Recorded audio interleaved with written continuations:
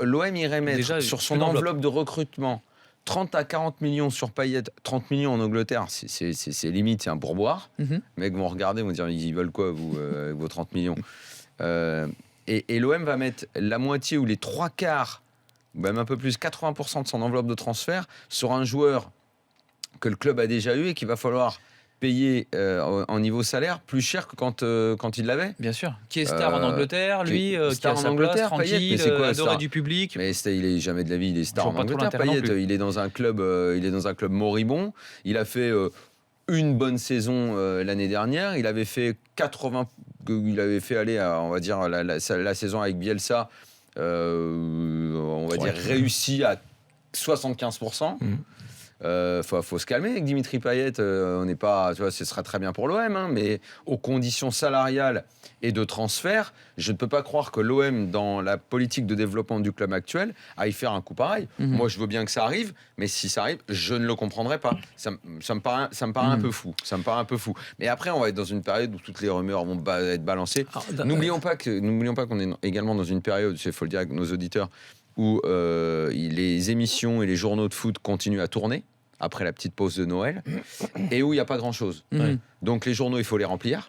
Et puis les agents aussi qui font le jeu un petit peu, qui lisent des infos. Les agents, d'accord, c'est la première action que j'ai eue ce matin. Mais les médias, avant même les médias ont ont besoin de vendre, c'est les aussi, médias ont besoin de gratter du papier et donc des histoires, il va y en avoir à l'appel.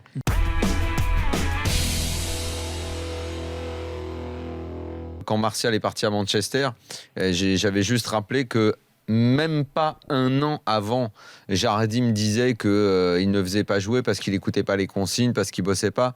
Après, il part pour 80 millions. Ça devient en plus 80 millions avec un contrat où on ne sait même plus réellement combien il a coûté. Et je dis, mais... il commence à coûter très cher parce qu'il a passé la barre pour le nombre de buts marqués. Et je ne m'enthousiasme pas du transfert en disant soyons prudents. Et là, on dit pourquoi tu dis qu'il est nul? Mais je ne dis absolument pas qu'il est nul, mais jamais de la vie. Je dis juste à quel point c'est difficile pour un joueur talentueux ou pas talentueux, et la plupart le sont de toute façon, les joueurs à ce niveau-là, se faire à encaisser le prix d'un transfert, encaisser le fait d'arriver à Manchester United, ce que représente ce club, la concurrence. Alors c'est pour ça que je te disais ou pas, c'est que s'il apprend effectivement, comme tu dis, à se faire mal, à résister à la concurrence, bon, de toute façon ses qualités on les voit. Son défaut, il y a encore un an et demi, c'était le QI football. Est-ce qu'il a fait des progrès de ce côté-là? Je sais pas, parce qu'à côté de ça, comme tu dis, il a eu énormément de problèmes extrasportifs qui, à mon avis, retardé sa progression. C'est pas du tout un titulaire indiscutable à Manchester United.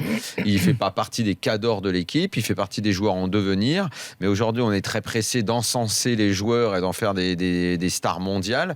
Calmons-nous. Peut-être qu'il y arrivera. Peut-être qu'il y a... Moi, je pense aujourd'hui, comme je le dis tout le temps, c'est pas une affaire de talent. Ça n'est surtout pas qu'une affaire de talent, le foot. Parce que la plupart l'ont. La plupart en ont.